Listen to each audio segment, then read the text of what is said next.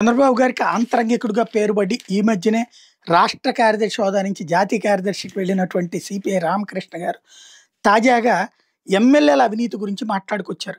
అన్ని విషయాలు కంప్యూటర్‌లో చూసే మీకు అధికార పార్టీ ఎమ్మెల్యేలు చేస్తున్న అవినీతి అక్రమ కబ్జాలు కంప్యూటర్‌లో కనబడలేదా? తెలుగుదేశం పార్టీ నాయకులు చేస్తున్న దురాగతాలు లోకేష్ రెడ్ బుక్‌లో రాసుకోరా? అంటూ రామకృష్ణ ముఖ్యమంత్రి ప్రశ్నించారు. ఎమ్మెల్యేల కబ్జాలకు పాల్పడుతుంటే ప్రజలు ఎవరికి ఇబ్బందులు చెప్పుకోవాలని మండిపడ్డారు. విలేకరులతో అనంతపురంలో మాట్లాడారాయన.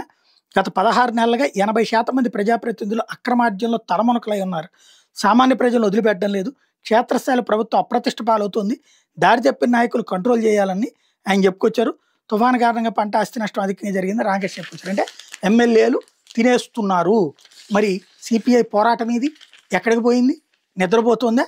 ఎవరు ఆ ఎమ్మెల్యేలు ఏం తిన్నారో లెక్క కూడా చెప్తే బాగుండదు కదా. ఈనాడు జ్యోతిరాయు సాక్షి రాస్తే నమ్మరు. సిపిఐ, సిపిఎం వాళ్ళకి కాస్త నమ్మకం ఉంది. వాళ్ళ ప్రజాశక్తి విషయాలు అందరూ ప్రజలకు వాళ్ళ కార్యకర్తలకు మాత్రం అంతే. మరి కనీసం క్యాంపెయిన్ అన్నా చేసుకుంటే బాగానే ఉంటుంది కదా.